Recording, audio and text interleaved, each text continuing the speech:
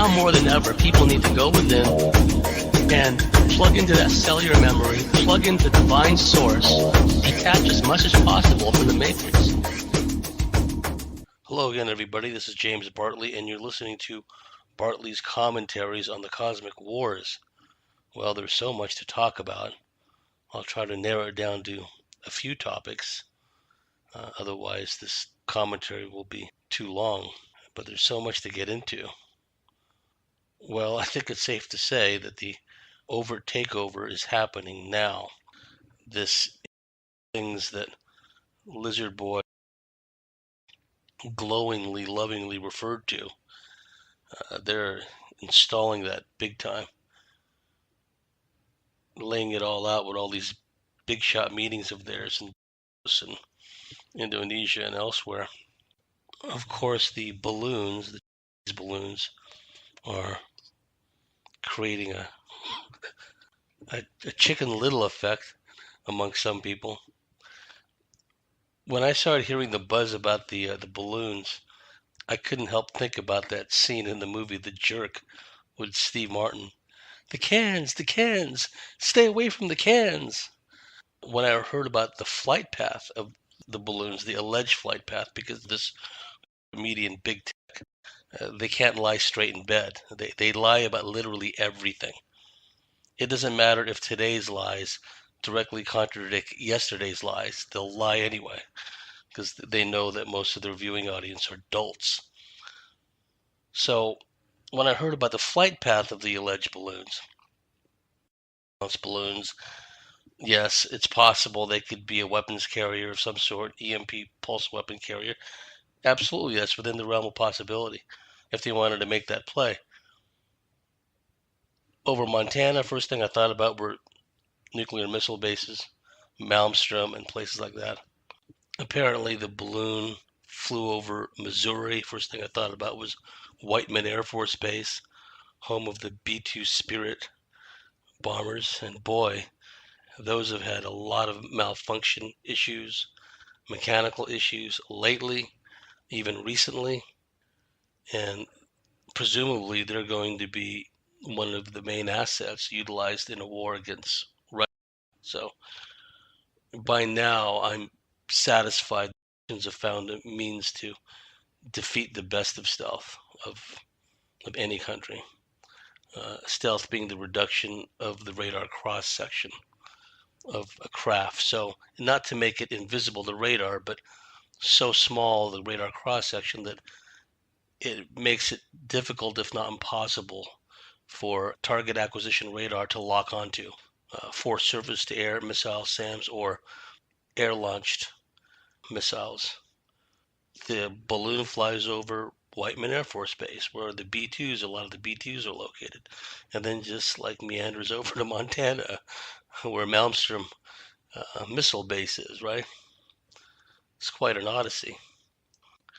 It was a show of force, a brazen act of defiance.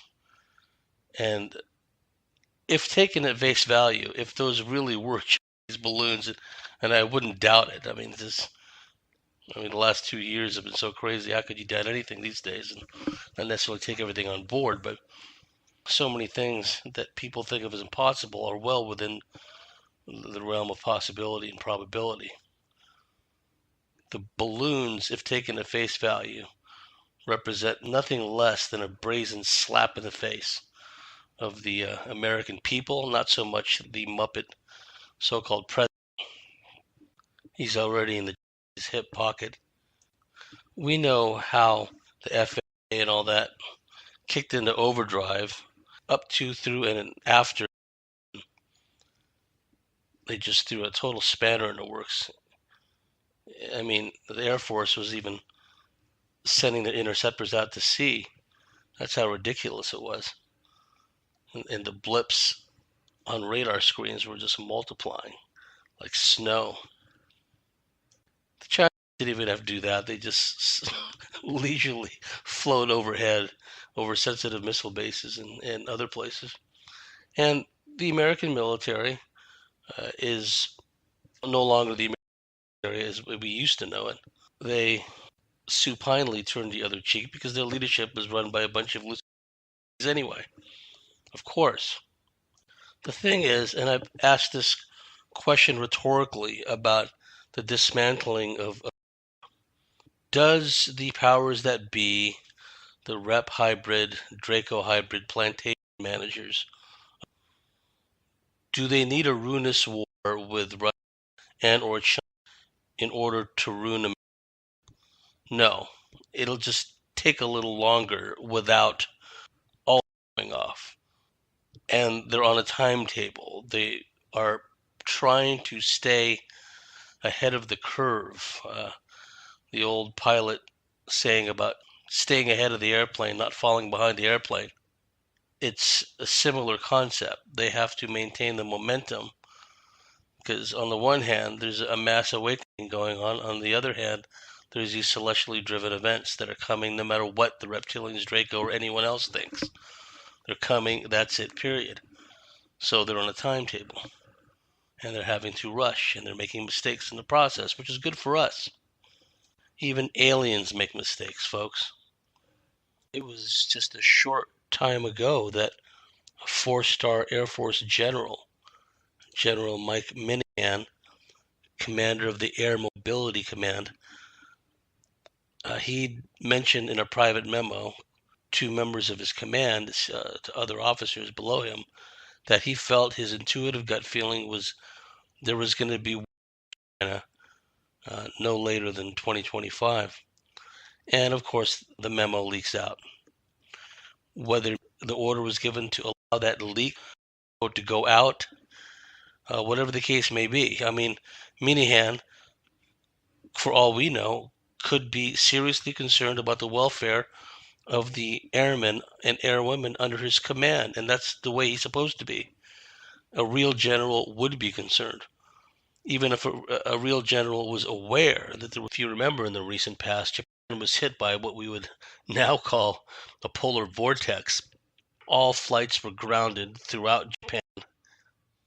And this made me wonder if what weaponry was utilized against Japan. Because remember, Japan had been having within its government murmurings about the justification and the outcomes of these rollouts, let's say, these and the restrictions, what have you. There have been people within the Japanese government that were against this all and wanted investigations. Next thing you know, they get hit by this polar vortex type weather front that shuts down air travel in the entire country